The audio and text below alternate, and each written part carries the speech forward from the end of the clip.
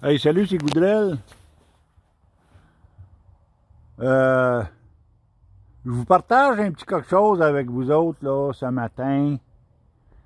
Un ami acériculteur qui est membre du forum, là. Euh, on passe ces printemps, là,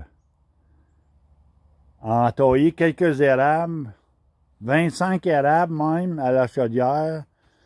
Et puis, pour passer le temps, pour s'amuser, ils sont à leur retraite. Ils se sont bâtis une petite cabane à sucre. C'est tout petit, là, on parle d'une petite cabane à sucre de 8 par 8. Regardez la trappe que vous voyez là. Ça, là, c'est pour sortir la vapeur dehors. Il y a sa petite tablette ici pour mettre son réservoir qui alimente là, l'évaporateur. Il faut que j'aille vous montrer ça, là.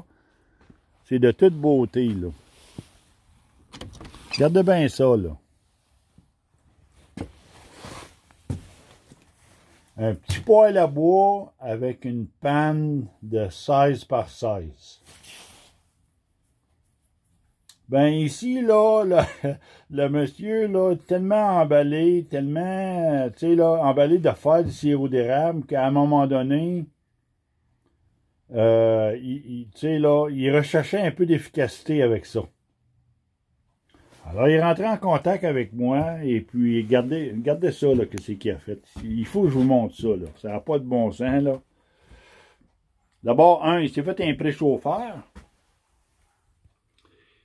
qui alimente la panne, puis tout en passant, le préchauffeur, il ne touche pas au tuyau de la cheminée, là. C'est bien, bien important, il ne faut pas qu'il touche, pour pas créer la caramélisation, là. Et puis, il y a un tuyau qui alimente, un tuyau à l'intérieur de l'évaporateur pour emmener de l'air. Donc, lui, il alimente sa combustion avec de l'air. Ce qui fait augmenter la température, ce qui rend l'évaporateur beaucoup plus efficace parce que il y a une bien meilleure combustion. Et je vais essayer de tasser la panne un petit peu, là. Juste pour vous montrer, là. Ah, on va l'enlever, ok. Regardez-moi ça, là. Il y a juste un creux de vague dans ça. C'est extraordinaire. De la laine. Regardez, la chaleur, elle monte ici.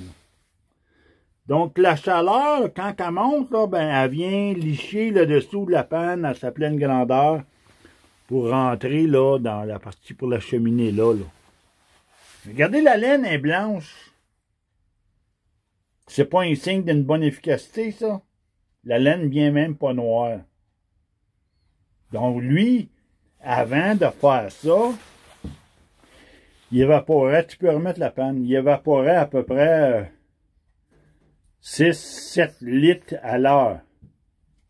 Mais avec les petits changements, juste l'ajout d'un petit ventilateur de peut-être 50 CFM, et puis d'avoir fait une chicane pour retourner la chaleur, pour pousser la chaleur dans le devant de la panne, l'envoyer en arrière, mais là, il a monté à 15 litres à l'heure. Il a doublé. Il a doublé. C'est extraordinaire, là. Il y a une clé en plus là, pour conserver sa chaleur. Mais c'est extraordinaire. Extraordinaire de voir un petit outfit de même, mon vieux. Puis, ça lui permet là d'avoir du plaisir au printemps, là. Ils sont à leur retraite, ils s'amusent. On ne voit pas le temps passer, hein. Parce que début mars, aller fin avril, tu ne vois pas le temps passer, là. C'est quand tu as des petites passions comme ça, là. Moi, je trouve ça extraordinaire. Fait que je tenais juste à partager ça avec vous ce matin parce que je trouvais ça trop cute, là, de voir ça. Il est bien équipé, là. Tout pour filtrer son sirop et tout, là. Il y a juste qu'un thermomètre électronique, là. Pour la densité du sirop, tout. C'est incroyable. Belle petite cabane à sucre.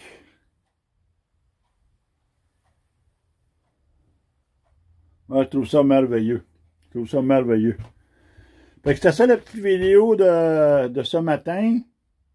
C'était juste pour partager avec vous, là, comment il y en a qui ont de belles petites passions, là, à s'amuser à faire du sirop d'érable à tous les printemps. Et puis, partager ça avec leurs amis, la famille, les enfants, les petits-enfants. C'est extraordinaire. Je vous laisse là-dessus.